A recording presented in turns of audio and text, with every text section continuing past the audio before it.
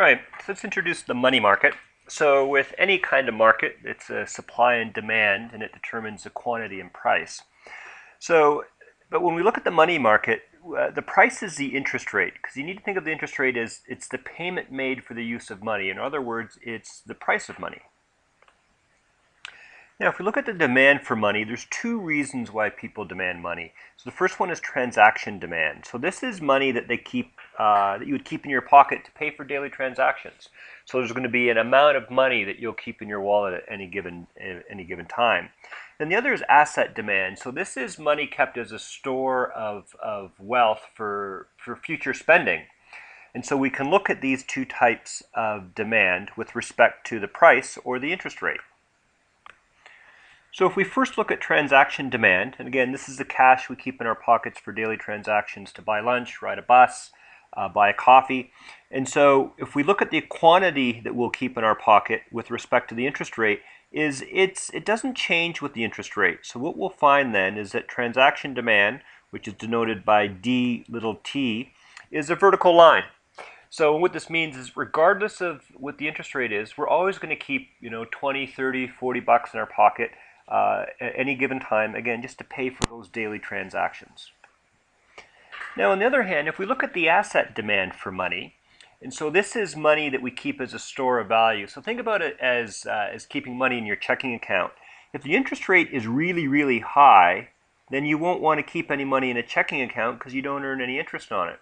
And so you'd rather keep your money in some sort of savings account or some other investment that earns you a greater return.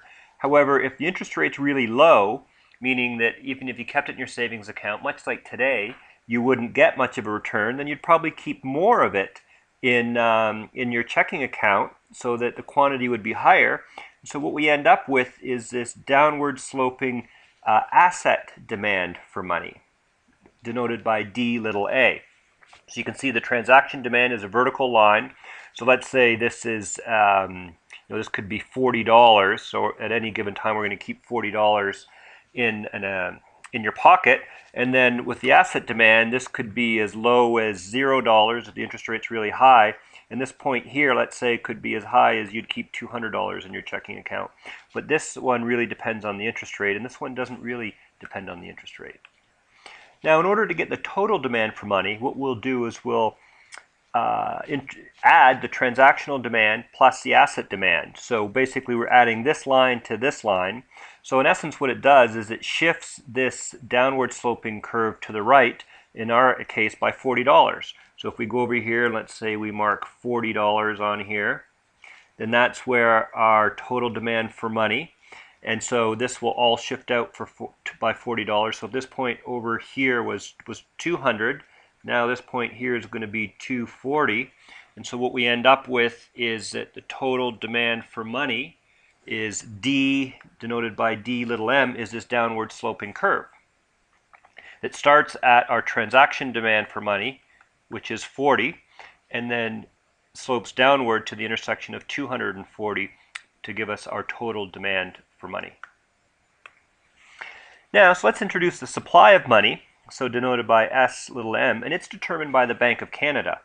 And so the supply of money is a vertical line at the amount, whatever the Bank of Canada deems to be the amount of the money supply. And so it's shown by this vertical line. So in our case, where we have the intersection of supply and demand, is that this is going to give us our equilibrium interest rate. So if our equilibrium is at point E, where the supply of money equals the demand of money, it sets this interest rate at I little e. And so this is how the Bank of Canada can have control over an economy, is by changing the money supply, which in then turn changes the interest rate. So in essence, the Bank of Canada indirectly sets the interest rates in our country.